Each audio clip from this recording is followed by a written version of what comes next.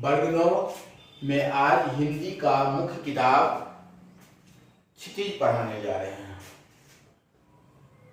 क्योंकि व्याकरण में अधिकांश भाग पढ़ा चुके हैं और क्षितिज के पद्य खंड से रसखान जी का सवैये है।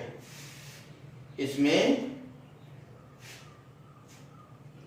3-4 पद हैं, उसे सवैये कहा गया है। सवैया एक प्रकार का छंद है। सवैये के कवि जो हैं सो रसखान जी हैं। यह कृष्ण भक्त थे। रसखान जी कृष्ण भक्त थे, जबकि उनका मूल नाम सैयद इब्राहिम था। मुसलमान रहते हुए भी कृष्ण के भक्त में इतना लीन थे जो सब कुछ त्यागने के लिए वह तैयार थे। उनका जन्म दिल्ली के निकट माना जाता है।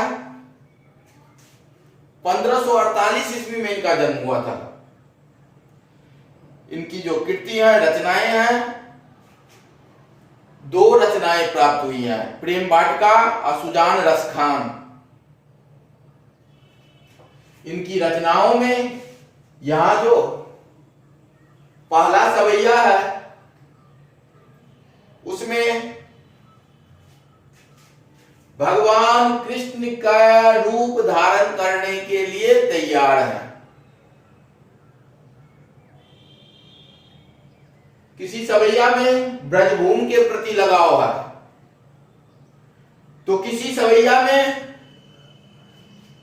जहां जहां कृष्ण लीला किए हैं वहां वह दूसरे जन्म में अवतरित होना चाहते हैं। तो पहला सवैया में रसखान जी भगवान से याचना करते हैं, जो मानुष हो तो वही रसखान बसो ब्रज गोकुल गांव के ग्वारन। जो पशु हो तो कहां बस मेरो चरो नित नंद की धेनु मझारन। पाहन हो तो वही गिर को जो कियो हरि छत्र पुरंदर धारन।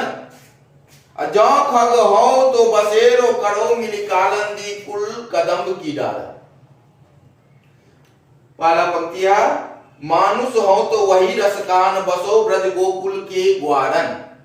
यदि मुझे मनुष्य के रूप में जन्म हो तो गोकुल गांव के ग्वाले के बीच में हो, जहां भगवान कृष्ण उन लोगों के साथ गाय चराया करते थे। तो मनुष्य के रूप में जन्म हो तो गोकुल के ग्वाल बाल के बीच में हो, क्योंकि वहां पर भगवान कृष्ण रहकर उन लोगों के साथ गाय चराते थे। जो पशु हो तो कहां बस मेरो चरो नित नंद की धेनु मझारन। यदि पशु के रूप में जन्म हो तो नंद की गाय के मध्य, क्योंकि नंद के लाल भगवान कृष्ण उन गायों को चराया करते थे, इसीलिए उन गायों के बीच पशु के रूप में वह जन्म लेना चाहते हैं, जिससे कि किसी न किसी रूप में भगवान कृष्ण सदा मन में बसा रहे। पाहन हो तो वही गिरी को जो कियो हरि छत्र पुरंदर धारण। पाहन अर्थात पत्थर, पहाड़। यदि पर्वत के रूप में मेरा जन्म हो तो वही पुरंदर पर्वत के रूप में हो, गोवर्धन पर्वत के रूप में हो, जिसे गोकुल के ग्वाल बाल का वर्षा से रक्षार्थ भगवान कृष्ण अपनी कानी उंगली पर धारण किए थे। जो खग हो तो बसेरो करो मिली कालंदी कुल कदम की डारन। यदि खग अर्थात पक्षी के रूप में मेरा जन्म हो तो यमुना किनारे कदम की डाल पर हो।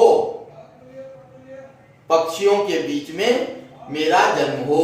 यमुना किनारे कदम की डाल पर पक्षियों के बीच में मेरा जन्म हो, क्योंकि भगवान कृष्ण राधा के संग यमुना किनारे उसी कदम की डाली पर शाखाएं पर बैठकर लीला किया करते थे।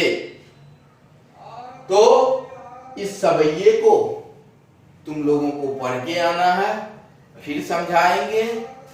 और रसखान के जो 3-4 सवैये हैं उसको पढ़ाने के बाद इसका प्रश्न उत्तर समझा देंगे, और जहां नहीं समझोगे उसे पहले समझाते हुए आगे बढ़ना है।